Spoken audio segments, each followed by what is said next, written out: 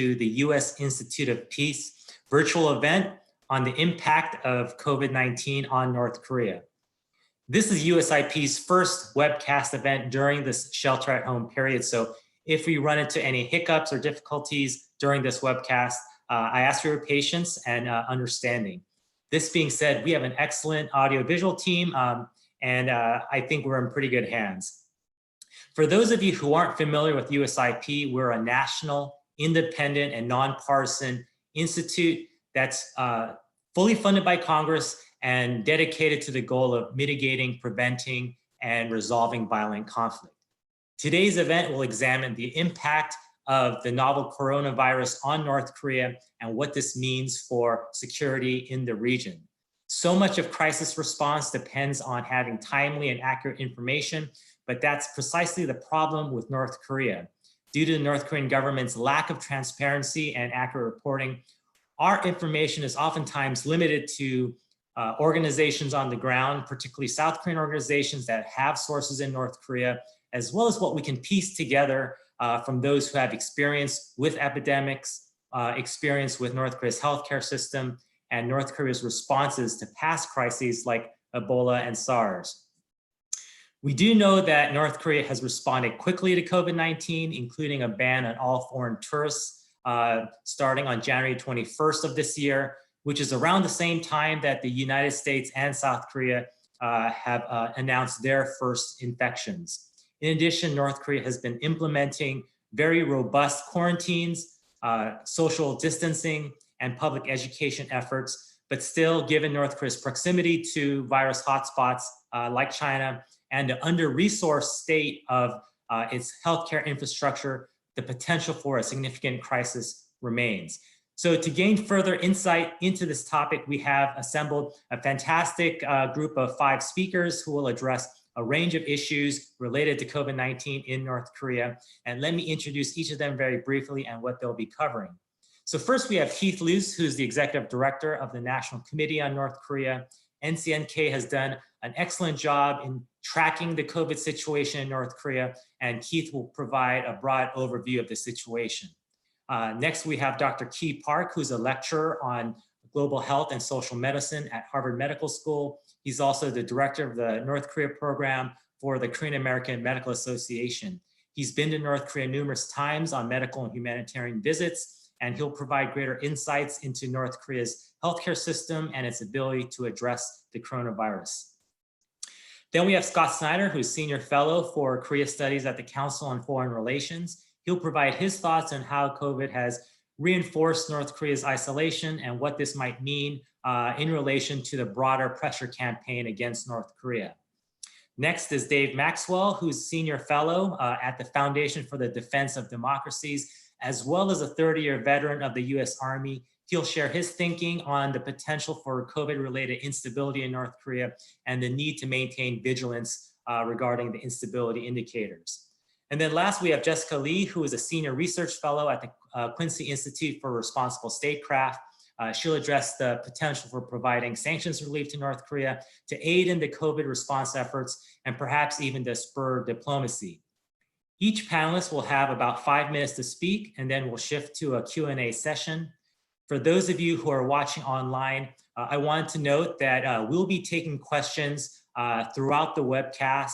So if you have a question, please log on to YouTube and type in your question in the chat box and make sure that you identify your name as well as your affiliation. And then when the panelists have finished speaking, which should be around the half-hour mark, we'll start addressing the questions then. So with that being said, let me turn it over to Keith to provide an overview of the COVID situation in North Korea. Thank you, Frank, and thanks to the U.S. Institute of Peace for hosting this event. Frank, as you noted last January, as the COVID-19 situation intensified in China, North Korea began implementing a series of steps throughout January into February, steps that include today, that extend in today, including border closure, including quarantine measures on visitors coming into the country, quarantine measures related to Pyongyang, related to the expat community, a very serious series of actions in terms of making certain that people that the virus was prevented from coming into North Korea, and if it were to enter, that would not spread throughout the population. North Korea also announced a state of emergency, activating anti-epidemic measures, and it reported in January that it was working closely with the World Health Organization related to the potential for pandemic in the country. But as Frank alluded, there are many questions that we have today regarding COVID-19 and North Korea. We really don't know the status of the situation in the country. We do know there are humanitarian consequences resulting from the border closure, resulting from internal restrictions on travel and movement. For example, the spring planting season is being impacted. Seeds being held up at the border in Dandong, and with the internal travel restrictions, it's difficult for workers, farmers, and so on to move around to proceed with planting as they would normally. Also, international NGO representatives need to be able to re-enter the country in a timely way to implement their programming and to ensure monitoring. Despite the pandemic, at least outside of North Korea, North Korean officials continue to maintain a business as usual posture. One notable example being the construction of a major new hospital, a project that will not allow for social distancing. And this reflects an air of confidence on the part of the leadership that they have the situation under control. At the same time, as we witnessed over the weekend, there was a frank acknowledgement of the COVID-19 threat by the Politburo meeting and the need for additional action. But at this juncture, as we review COVID-19 in North Korea, there are 4 points of particular interest that come to mind for me. Number one, perhaps as another example of confidence, North Korea will not accept offers of assistance from US NGOs related to COVID-19. However, the North does continue to work with those same NGOs to receive assistance in those areas where previous collaboration existed, such as tuberculosis, malaria, digging wells, and so on. Point two, it's my understanding that President Trump's offer of assistance to North Korea still stands. Point three, meetings are now underway between officials of the UN and the Ministries of Public Health and Foreign Affairs in Pyongyang on a range of topics. For example, the timely entry of humanitarian supplies into North Korea, the establishment of protocols that would allow for seed, for other supplies to move into the country more timely. And then there's the issue of personnel. Presently, the United Nations in Pyongyang is operating at about 25% of capacity. I think that there are 12 people or so on the ground there. This is one of those areas where the UN is quite concerned, not only in terms of getting their people in and out, but also to discuss the entry into North Korea of other international workers. Point four, some aid shipments from the international community are making their way into North Korea by boat and by way of the Dandong point of entry. Reportedly, about 10% of normal ship traffic has resumed, as has about 10% of cargo traffic by land. And remember that all cargo going into the country is subject to quarantine upon arrival. In conclusion, the international community has some information about COVID-19 in North Korea, but not a lot. The battle with this virus, as we all know, it's not a sprint with a predetermined route and known finish line. It's a journey. So we in the international community, I think, must be careful about drawing conclusions today regarding the situation in North Korea based upon our present knowledge and assumptions. Thank you.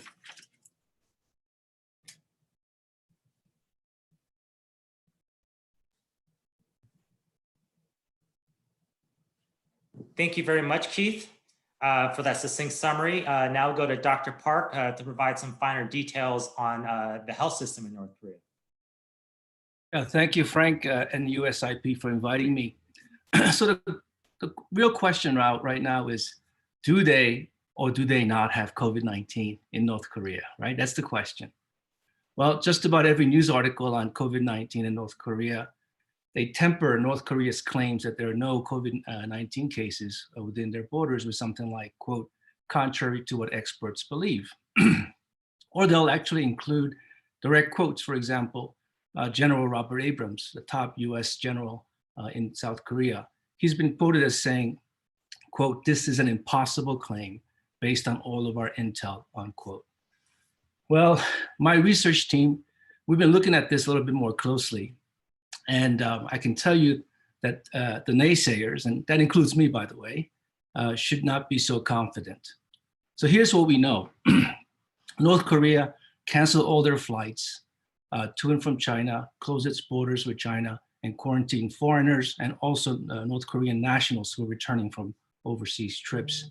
And the key is when they did this national lockdown. They did this in late January, about the same time the Chinese locked down Wuhan and the Hubei province. In fact, some of the measures actually preceded the Hubei lockdown. They didn't wait until they were starting to see actual deaths from COVID cases inside North Korea. The next country outside of North Korea to actually impose a nationwide lockdown is actually Italy. And they did that in March 9th. And this was actually full 6 weeks after North Korea locked down their borders. And the Italians did it after thousands of people have already died inside Italy. So we also need to remember how aggressive China was in containing the epidemic. The two provinces that border North Korea actually had very few cases to begin with, and they were quickly identified and contained. Liaoning had 145 total cases with 2 total deaths, and Jilin province had 100 cases total and had 1 death, and they were rapidly contained, as I mentioned. I think the mitigation measures that the Chinese have applied, which are very aggressive, they were very successful. And we know that because of the curve, right? They're well behind the peak. And now they're relaxing some of their lockdown measures in Hubei province after 2 months. So in my assessment, the risk of the novel coronavirus entering through the 880 miles of shared border between China and North Korea, I think the risk is not as high as we thought they were. I think the North Koreans succeeded in flattening the curve, and I would say that maybe completely squashed it. The North Koreans also value their economy, just like any other country, right? So they want to open up open up for business as soon as they can, and we're dealing with that in the U.S. now. But they will not take any unnecessary risks and let their guard down too soon. Remember, they stopped all tourism and the Chinese border, which they depend on for most of their trade, completely. This was an expensive decision. The fact that they're now allowing foreigners to roam around streets of Pyongyang, allowing them to meet with their interlocutors, and reopen Nampo, the port of Nampo for shipping lanes. And we just heard that the 14th Supreme People's Assembly was held. These are indications that the country feels confident enough that to start to relax some of their mitigation measures.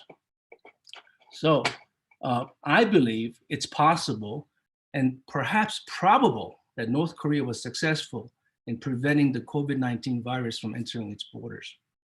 So at this point, it would be logical to ask, does North Korea actually have the capacity to test for COVID-19? Maybe they have it, but they just not been able to detect it or confirm it. The answer is they do. They do have the capacity. They have the machines to run the tests, and they've been provided with the diagnostic test kits from both China and Russia. So they have it, and they're actually doing the diagnostic testing. Now that's the good news, but the story is not over yet, right? So I'm sure they're relieved to see the Chinese contain the COVID-19 epidemic very quickly, which they share a border. But the fact is, we have a raging pandemic at the moment. And I think this has re-heightened their fears of the virus, the threat that it can continue to still enter their borders.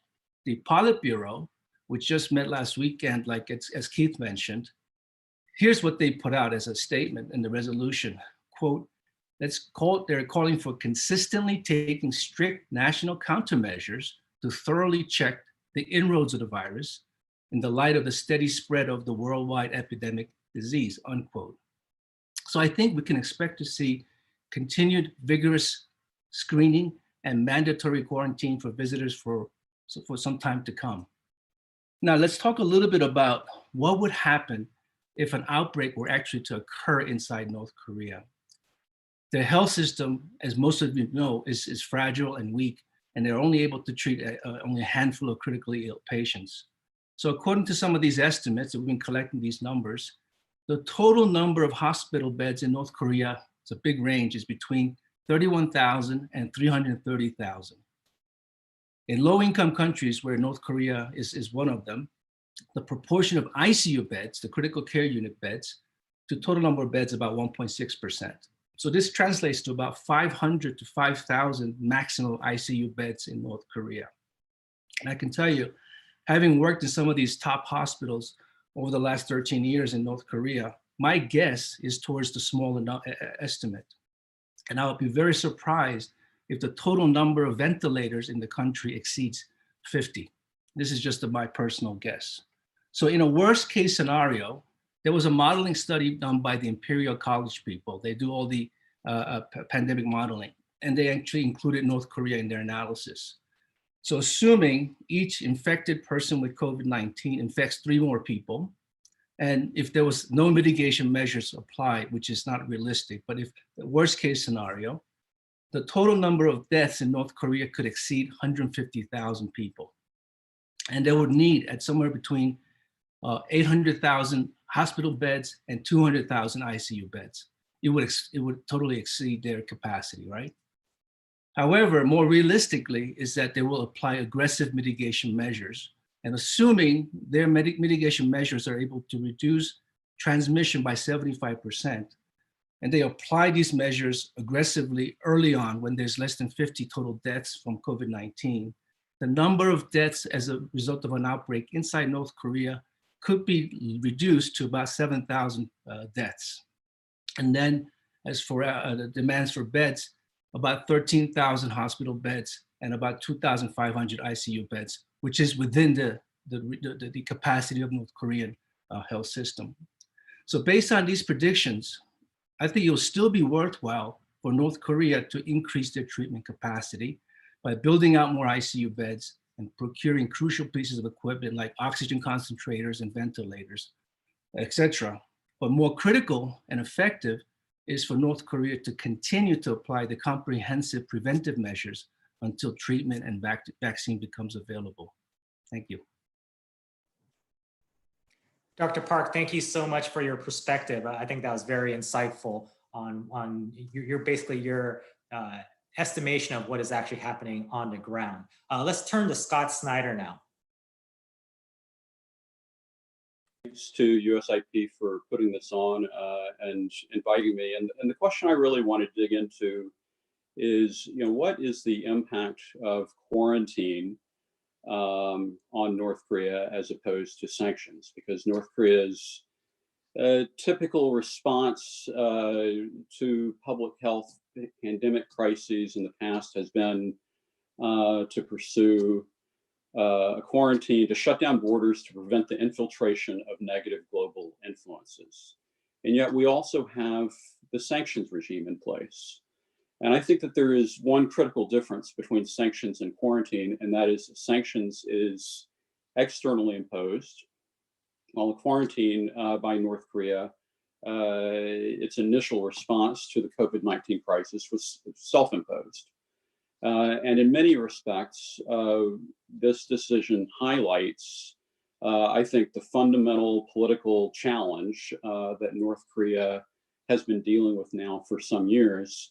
And that is, how do you pursue political isolation in a context where you're becoming more economically interdependent, in particular with the Chinese economy? And so the challenge related to quarantine is that it cuts off flows that have become increasingly important to North Korea's economy, despite the imposition of sanctions. And I think the critical questions in terms of political impact of quarantine on North Korea are going to be duration and the ability of North Korea to manage the flow of goods while continuing to restrict the flow of people. Now, what are the impacts in terms of North Korea's internal economy of a decision to quarantine? Well, one is it increases scarcity of goods. And scarcity of goods in North Korea increases internal dependency on the leadership and on entities that are close to the leadership. It's a distortion of the regular market activities that are going on in North Korea that help to provide needs. But scarcity, I think, also indirectly serves the state's desire to reassert centralized economic control over distribution and availability of goods by winnowing those who are successful independent of regime permission. But quarantine also can't last forever. North Korea needs goods to come in and out. A second impact, I think, has been the financial impact on North Korea that is occurring as a result of the cutoff of Chinese tourism into North Korea, which has been a big revenue earner for North Korea through 2019. And so that's something to watch. The possibility that quarantine could have an outsized financial impact on North Korea disproportionate to any impact that sanctions may have had, because it deprives North Korea of a release valve that had been operating with China as a means by which to reduce the impact of sanctions. In terms of North Korea's ability to defend itself from the public health impact of COVID-19, we all know that North Korea's public health system is vulnerable, but we also have to ask the question, well, what is the likely impact of COVID-19 transmission into North Korea? And we really don't know whether, I think it's pretty clear that lower classes within North Korea are going to be more vulnerable because of the impact of poverty and also because of the likelihood that they already have underlying health conditions. But it can also have an impact on elites. And I think that one area to watch is whether or not we see evidence of impact on elites in North Korea from COVID-19. And so far, it's hard to say that there have been major impacts. The fact that the SPA has gone on over the weekend, apparently without social distancing, sends a signal that North Korea is going on as normal. But I think that it also raises an interesting question that we'll have to wait a few weeks to see as to whether or not even that decision might have impacts on elites. And then the last question I wanted to address is really the issue of sanctions relaxation on North Korea. And we already, as Keith has mentioned, the US has already made offers for humanitarian assistance. North Korea is working to some extent with the WHO. But I think it's pretty clear, maybe the big lesson from the famine of the 1990s for North Korea is that decisions to allow in international assistance also come with perceptions of vulnerability. And at this moment, I think that what North Korea does not want to do is to reveal any sense of vulnerability internally or externally. And so as a result, I think that it's likely that only in the event that the North Korean system is completely overwhelmed, that we'll actually see North Korea responding actively to and positively to offers of international assistance. And I'll stop there. Scott, thank you so much for that political perspective. I want to give a reminder for those of you joining online that we are taking questions throughout the webcast, and we've already received several so far. If you want to ask a question, make sure you're logged into YouTube, and you can type a question in the chat box. Make sure you identify your name as well as your affiliation. Let's move on to Dave Maxwell, who will provide some thoughts on the military readiness perspective. Good morning, and thank you to USIP and Frank and the team for having us, and to my fellow panel members.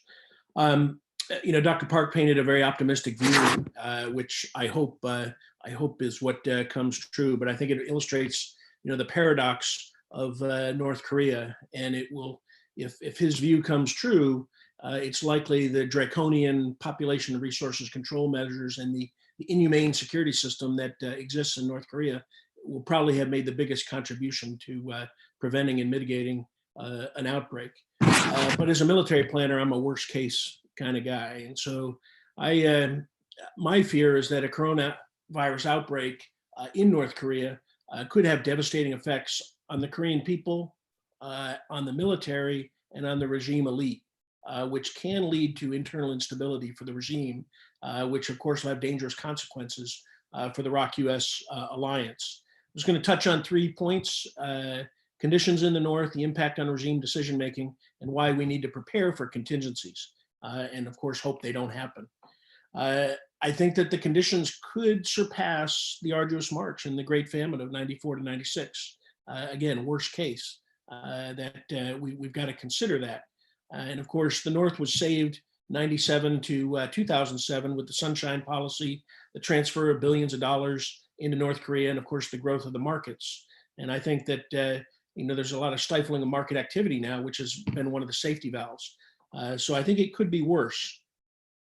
But a widespread outbreak is going to influence the decision making of Kim Jong-un. And everybody's kind of touched on this. They're trying to, they're not transparent with information. They're presenting a stiff upper lip to the outside world. The use of provocations, as we've seen today, is really probably designed to send the signal of their strength and ability. But we just don't know what is happening. But if there is an outbreak, particularly within the military, and of course we've seen unconfirmed reports of 200 soldiers dying. This weekend we saw reports of 4 military doctors supposedly perishing because of coronavirus-like symptoms. Even though these are unconfirmed reports, we need to assess them, and we need to take them seriously. So how should the U.S. alliance respond? First, I think that Kim and Trump are both going to try to protect President Trump's unconventional, experimental, top-down, and pen pal diplomacy. I think they both want to do that. But the problem is, the unknown, and whether the coronavirus will create those conditions for instability and the worst case regime collapse. During contingency planning in the 1990s, when we were really looking at this problem, we defined instability and regime collapse arising out of 2 conditions. One, the inability of the Korean Workers' Party to govern the entire territory within the North, centrally from Pyongyang, combined with the loss of coherency of the North Korean People's Army, and of course then support of the army for the regime. When those 2 conditions occur, that is really what can lead to regime instability and of course ultimately collapse. And as I said, in the 90s, it didn't occur. And it didn't occur because of outside aid and because of the growth of market activities. And of course, we never predicted when North Korea would become unstable and collapse. But if it does, I think it's going to be catastrophic. And we're going to see a humanitarian disaster inside North Korea that will far surpass the arduous march. We can see refugees. We can see refugees going to China, to South Korea, even Japan by sea. And of course, the other factor within all this is the massive amounts of weapons of mass destruction inside North Korea, which poses a real threat to the South and to the region. And so in the midst of instability and collapse, we face a very complex situation, and one which we must be prepared for. It really demands that policymakers and strategists and military planners be on guard to look at these indicators, hope for the best, like Dr. Park is saying, but we must plan for the worst case, and hopefully we never have to execute that. Sun Tzu said, do not assume the enemy will not attack, make yourself invincible. As we've done planning for instability and collapse over the years, our corollary was, do not assume the Kim family regime will not become unstable and not collapse, but prepare your contingency plans. And I think that that's what we really have to do is prepare for the contingencies because, as everybody has said, we really don't know what's going on inside North Korea. We hope for the best case, but if the worst case happens, we need to be prepared. And so that's why I think we need to dust off the contingency plans and keep a close watch on what's happening. Back to you, Frank.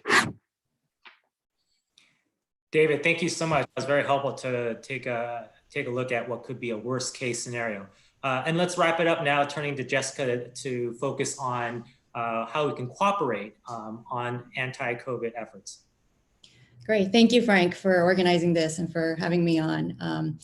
So I want to take a look at what I think is important for all of us here in Washington, which is the context of U.S. national security interests and COVID-19 and how that fits together. So I think much more can be done to ensure that our policies, U.S. policies, are effective in achieving our strategic interests in the region, which include preventing COVID-19 from spreading inside North Korea. So the ongoing diplomatic stalemate, as everyone alluded to just now, between the United States and North Korea is a major challenge, and I think something that we here in Washington have to assess very carefully in the context of the global pandemic. COVID-19 shows that it's quite dangerous, where we are right now in terms of the status quo, because of the overwhelming number of lives that are at stake, particularly below the 38th parallel, where U.S. troops and obviously our ally South Korea reside. As David mentioned earlier today, North Korea tested another missile test, which is its fifth this month. And it was likely timed in order to sort of provoke a reaction from South Korea, whose legislative election is today. And comes the day before the birthday of the country's founding president, Kim Il-sung. And so as the United States continues to sanction Pyongyang, North Korea is advancing its nuclear and missile technology, which is incidentally opposite of what our sanctions are supposed to achieve, and greatly adding to an already volatile situation with the pandemic. So there are a couple of things that we know. One, more ballistic missile tests by Pyongyang means that it's improving its technical capabilities, right? Number two, we know that inter-Korea cooperation could potentially be life-saving if there is adequate monitoring of distribution of aid and sustained access to various high-risk parts of North Korea. Inter-Korea cooperation is also the key toward a more stable Korean peninsula over the long run. Fortunately, South Korean government seems interested in aiding North Korea if it were asked. Its Prime Minister Chung Se-yeon has stated that if North Korea requested help in countering COVID-19, that South Korea will, quote, positively review it, which is a good sign. So I think President Trump should welcome South Korea's assistance, willingness to assist by calling for an exemption of certain UN sanctions that have prevented inter-Korea cooperation to date. It's really not clear yet which specific UN sanctions would need to be lifted for a better flow of medical aid to accurately diagnose and contain the likely spread of the pandemic inside North Korea. But they could include sanctions related to transportation or scientific cooperation. What is clear to me is that US Congress has a vital role to play. It should hold public hearings on the impact of the US and UN sanctions on North Korea's ability to respond to COVID-19. It should ask officials from State Department, Treasury Department, Defense Departments, as well as Center for Disease Control and the World Health Organization to assess the risks of COVID-19 in the Korean Peninsula and its implication for regional stability. Finally, I think it's really clear to us that the longer the United States pursues a policy of maximum isolation on North Korea, the more Pyongyang will have no choice but to rely on China, which has been its long-term trading partner, as well as the biggest source of energy and food aid.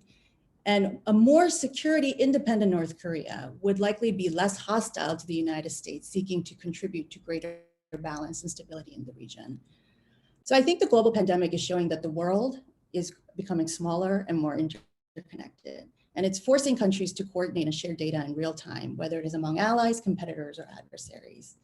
There's an old Korean proverb, 등장 밑이 어둡다, which means it's often difficult to see what's right in front of your face. And South Korea has become adroit in addressing the COVID crisis, and it's become a model nation by which other countries are drawing lessons.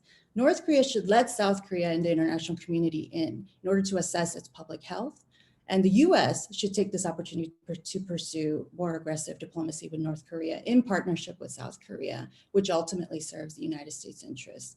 I think finally, everyone needs to think outside of the box in order to find our way out of the global pandemic. It's clear that COVID-19 has raised a series of questions here in Washington about the sustainability and durability of our military spending and many aspects of our federal budget that has created uncertainty in terms of addressing the crisis here at home. And so I hope this crisis will present an opportunity as we think about ways to restart diplomacy with North Korea. Jessica, thank you so much for the reminder that there's a lot more that can be done in the COVID response efforts, and particularly in terms of how the US could be providing assistance. So at this point, we'll now turn over to the Q&A session. A reminder to those online that you can ask questions by logging on to YouTube and typing your question into the chat box. We've already received several questions so far. Please make sure you identify your name and affiliation. And I'll ask the speakers, when I ask a question, I'll direct it initially to an individual, and then please make sure to keep your responses brief so that we can try to get through as many questions as possible. So the first question, and it's kind of asked by several people, but I'll attribute this one to Eun-Jung Cho from the Voice of America.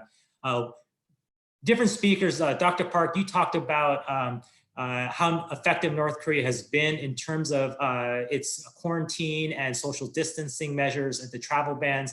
And then the other side of the equation, Dave, you talked about the potential for a worst case scenario. So the question from Eun-Jung Cho really is, how can we anticipate whether there is an actual crisis in North Korea, and what are some of the instability or other factors that would let us know that it's getting out of hand in North Korea? So let me first turn to Dr. Park. Yeah, so North Korea, when things get bad, they do ask for help. In fact, they did ask for help middle of February officially to all of their international partners, to at least for diagnostic kits, PPEs, and things like that. So if there's an outbreak and there's a true crisis, I would think that the North Koreans will reach out for help, and that's how we'll know. Okay, let's turn to Dave. Yeah, I think there's already signs of problems within the military, and I think it was just announced that Kim Jong-un has created a new military guidance department. I think a fourth chain of control for the military, and I think that what we're seeing is that there's fears that there could be a breakdown of military control. And so this fourth line of control, in addition to the traditional chain of command, the political officer chain, the security officer chain, and now this new military guidance department that Radio Free Asia reported on this weekend, is an indication that they fear a breakdown.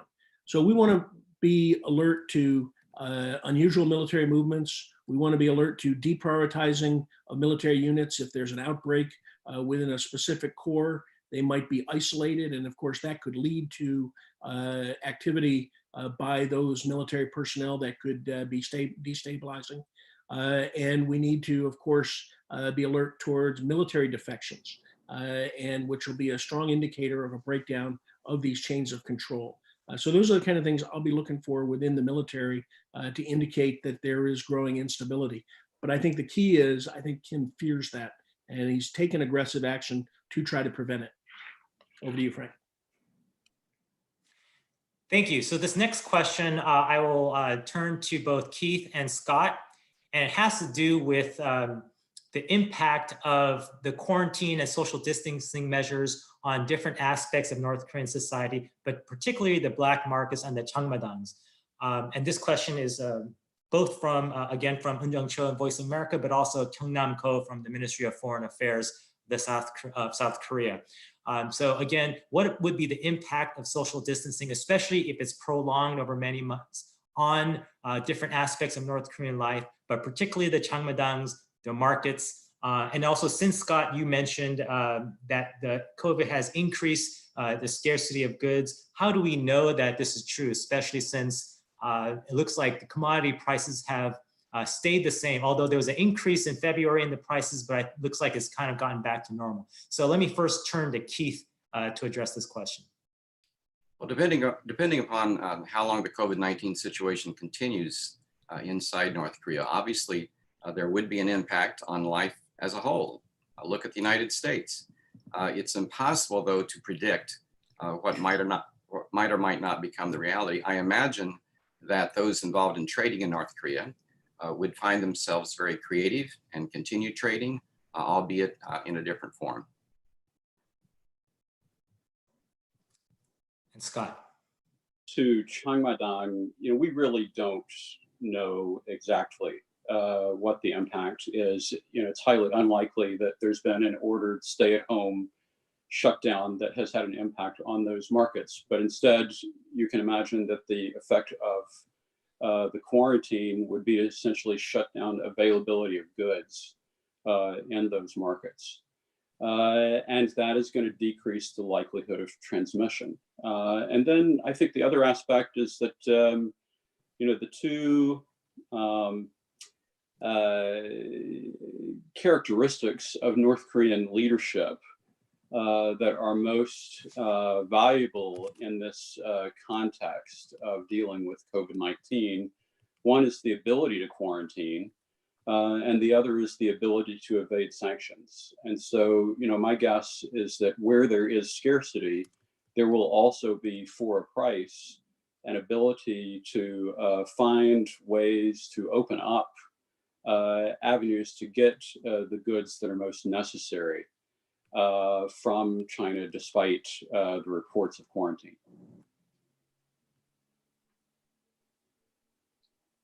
Great, thank you so much. Next question is from Benjamin Madnick at the Virginia Commonwealth University. It's a fairly broad question, so you can take it for however you want to interpret it. But basically, what effects will COVID-19 have on regional security, particularly in regards to the Korean Peninsula? Here, I'll turn again to Scott, and then maybe also have Jessica chime in. So let's first turn to Scott. Yeah, well, thanks, Frank. I think that it's really way too early to be able to definitively assess what the impact of COVID-19 is going to be. It's a dynamic situation. We've already seen over the course of the past 2 to 3 months a situation where there were concerns about China being overwhelmed or preoccupied, and now there are more concerns with the U.S. There was a moment where South Korea seemed overwhelmed and preoccupied, but now it looks a little bit, better. And so I think that we're going to have to wait and see, how this kind of plays out. But it also provides a certain moment of potential opportunity or risk for unexpected developments to occur. And I think that's probably the most troubling aspect of it, is that in the context of a pandemic situation, it just further erodes some of the institutional and structural factors that might otherwise be counted on to inhibit the risk or unintended consequences of potential conflict. Thank you so much, Scott. And apologize for turning right back to you after you were previously speaking. I know it's hard to prepare for back-to-back questions, but I know you're a veteran of this process, so that's why I know you could handle that. Jessica, let's turn to you. Sure. Well, I think, I agree with Scott that, the most difficult part of analyzing this situation is all the unknowns and the what ifs and things that we don't necessarily anticipate or have the capacity to rapidly respond to. I think it's also interesting that this pandemic has raised questions here in Washington about, what we can do to make it a little bit easier for humanitarian workers who are really the frontline workers, that are being dispatched to, assist all over the world, even in North Korea. If there's more relaxation of entry and greater trust. And of course, inspection, which I think is a vital part of any medical assistance that the international community can provide.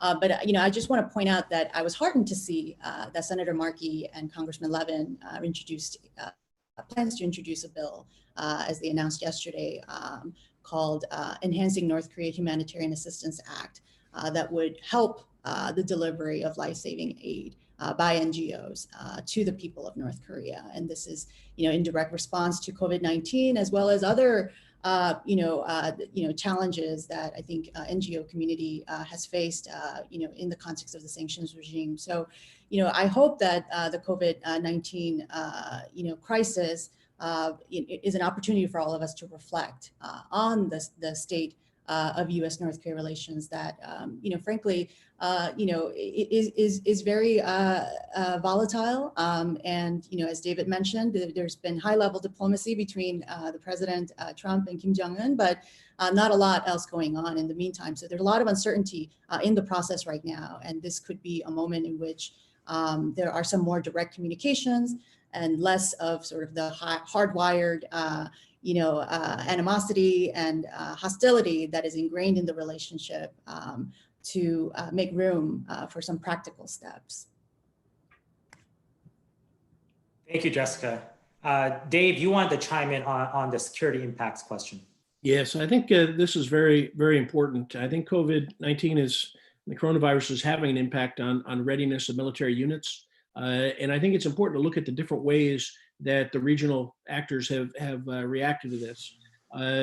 We had reports that North Korea did lock down their military for 30 days, but they've obviously resumed operations. They completed their winter training cycle, and up to today, they're conducting cruise missile tests and the like. The U.S. and South Korea pretty much shut down, to try to defend against it. South Korean militaries had a good number of infected, but very small number relatively. And I think USFK has about 22 military and civilians and contract workers have been affected. But we've stopped exercises and the like. China has continued operations, but from a U.S. perspective, we are looking at this, as a force protection issue, protect the force. But we now have 4 aircraft carriers that have outbreaks on it. We've steamed one into port and have had a big controversial, a lot of controversy about the relief of the captain. I think we have to, from a military perspective, this has to be a rehearsal for biological warfare. I know that's very provocative, but we have to learn to fight through these pandemics. Stopping all military operations, while we want to protect the force, it does, of course, decline readiness, but it makes us vulnerable. And I think that we have a high level of desire to protect our force, South Korea, the US, Japan, but North Korea and China are much less risk averse when it comes to military operations. And so I think we need to consider that in terms of regional security. And I'll stop there. Thank you, Dave. So we have a lot of questions teed up, but I want to take the moderator's prerogative to ask one of my own. And this will be addressed to Key and Jessica. And it has to do with the question of sanctions relief. So on one hand, we know that the UN Security Council has been providing sanctions exemptions to international NGOs to provide assistance related to COVID response efforts.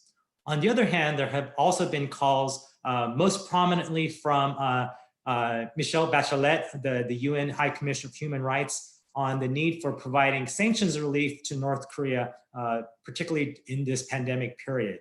So do we need additional sanctions relief, even broader sanctions relief, despite the fact that there are sanctions exemptions to these international NGOs related to COVID? So I'll turn to Dr. Park first and then Jessica as well. Yeah, great question, Frank. Yes, these sanctions, in theory, exempt humanitarian assistance. They're all written that way. But in practice, it's anything but that. The evidence is the bill that the Senator Markey and Levin introduced specifically addressed this, the hurdles that humanitarian organizations have to go through. It's a complex issue. So there's already an underlying disgruntlement and criticism of the mechanism for humanitarian exemptions under current sanctions regime. You add the international public health emergency aspect of COVID-19, then the exemptions process makes no sense at all. And if we fail to act on trying to broaden the humanitarian corridor and roll back some of the sanctions, I think you'll see what's happening now, which is countries like Russia and China basically not seeking exemptions and providing assistance directly. Yeah, I mean, I think, there are, there's a lot of existing literature and studies that show that there are impact beyond sort of the immediate ones that Keith just laid out. It's taboo to conduct any financial transactions with any North Korean entities. No bank wants to be scrutinized or penalized or misunderstood, for any kind of transaction. So I think, on the most practical level, even if it's, say the laptop that, recently has been announced as, exempt, that medical professional humanitarian workers can bring that into North Korea for the purpose of giving aid. The fact that, groups have to be ultra cautious and deal with wary banks that really don't want to have any connection or be traced back to any transactions that connect to North Korea, I think is deeply troubling. I think I welcome everyone to read the Congressional Research Service's reports on the complexities of the U.S. and UN sanctions. It's a very thick report, one that's publicly available, that Diane Rennick has written, on over the years. And, that just, I think, shows that these sanctions are enormously complex. They are interwoven and very difficult to navigate. What an NGO would have to have, I think, a lot of staff resources and lawyers to help navigate that complex system. So it seems to me like, even though, as Key mentioned, sanctions are not supposed to harm or impede humanitarian aid, the practical effect of these sanctions are anything but. I would just add that this is, I think also, beyond the strategic and other considerations. It's a moral issue, right? The Pope has recently come out and said, we should not be sanctioning countries in this time of a global pandemic. So we have to ask ourselves, during this time of global crisis, what is the appropriate response? How can we save lives and not, resort to sort of, well, it's let's just do the bare minimum and see what happens and, figure things out when it might be too late. So I think that's why these questions about what sort of sanctions are getting in the way and how to practically respond to some of these hurdles is important. Okay, I saw Dave, you had your finger up, so you want to chime in very quickly. Yes, I just want to respond to that.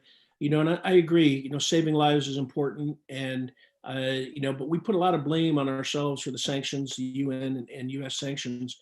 But I think we have to remember that all of this is a result of policy decisions that Kim Jong-un has made, and the Kim family regime has made through the years. I think he bears much responsibility for the situation in North Korea.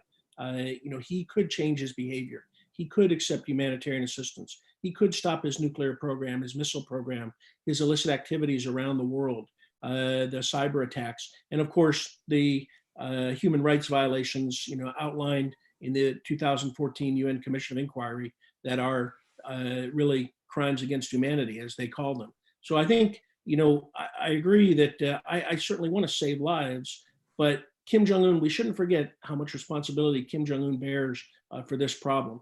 And I think we need to keep that in mind. Thank you. Thank you. So we have maybe say 7 minutes left. And so I want to try to go these questions as much as we can. We have next one from Mark Manning of the Congressional Research Service. He's asking about testing kits. We've heard reports about Russia providing testing kits. But are there any other signs that the North Korean government is proactively acquiring medical supplies, personal protective equipment, ventilators that they may need in the future? So let me turn to Keith and then Dr. Park. In terms of the future and what North Korea is doing now, in a proactive sense, I really don't know. As has been mentioned, North Korea has reached out to a number of other countries related to the present situation, Southeast Asia, Russia, China, and so on. But Frank, for just a moment, I want to go back to sanctions. Key and Jessica provided a great outline of the situation as it has been. I think it's also important, though, to give additional perspective in that in recent weeks and months, the Treasury Department, the State Department have shown sensitivity to the COVID-19 situation inside North Korea. We've seen the OFAC take a look at changing regs so that laptops can get into North Korea, which is important for NGO workers. We look at the exemptions process at the 1718 committee at the United Nations. In this particular situation, there is now a 3-day turnaround possibility once exemption requests are applied for. So everything that has been shared is accurate, I believe, in terms of sanctions overall, but I did want to point out that there is sensitivity presently to North Korea by the United States related to the COVID-19 situation.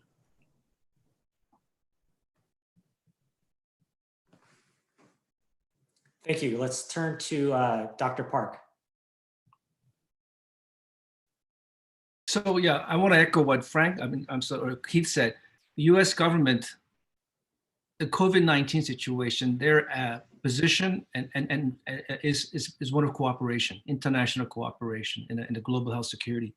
So they have followed through on their statements, which is they are expeditiously facilitating sanctions exemptions in 2 days, sometimes as fast as 1 day. So they are, I think, doing what they can within the structure of the sanctions regime. As far as what's happening and getting equipment and supplies to North Korea is actively trying to get those supplies, and the entire effort is being coordinated through the UN resident coordinator. And so yeah, and then Keith knows a lot more about this than I do, but yeah, they are asking and they are acquiring. Okay, next question. I'm sort of combining questions at this point because there's still a lot of questions teed up, but this one has been asked several times in multiple different ways. I'll ask it to Keith and Keith, but this addresses the question, and this one of the questioners is from Sandra Fahey. She's asking about the differential risks within the North Korean population from the COVID. So you have the military, you have those in the remote populations, you have the elites, the most vulnerable populations. How does COVID impact different sections and sectors of the North Korean population? So let me turn to Dr. Park first.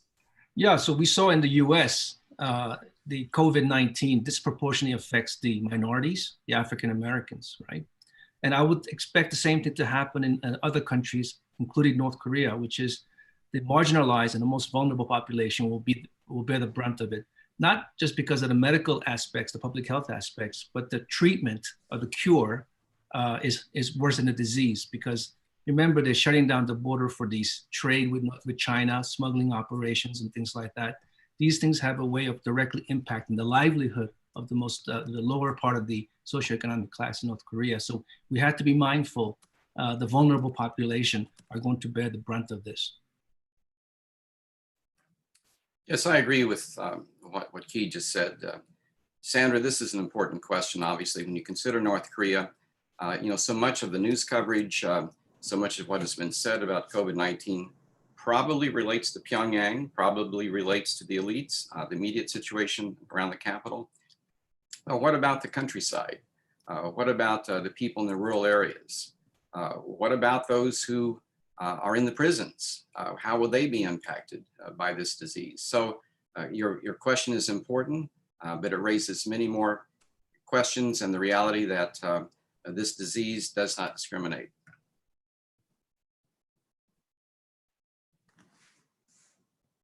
All right, next question. And this next question has been received several times, but I'll attribute it to Connie Lee from Voice of America. And this has to do with the meaning of the recent missile tests, the cruise missile tests that North Korea conducted, I think just last night, especially during this time frame where we have the South Korean elections coming up, as well as the COVID crisis. And I'll turn to Dave first and then Scott. Well, I think there are numbers of interpretations of these. Obviously, we look to the messaging aspect of this. Some could interpret this as the old northern wind, although I don't think that the North really wants the conservatives to win the election. It could be interpreted as a provocation to demonstrate strength, both internally and externally. It could be And what I think is most likely is the continued development of their military capabilities.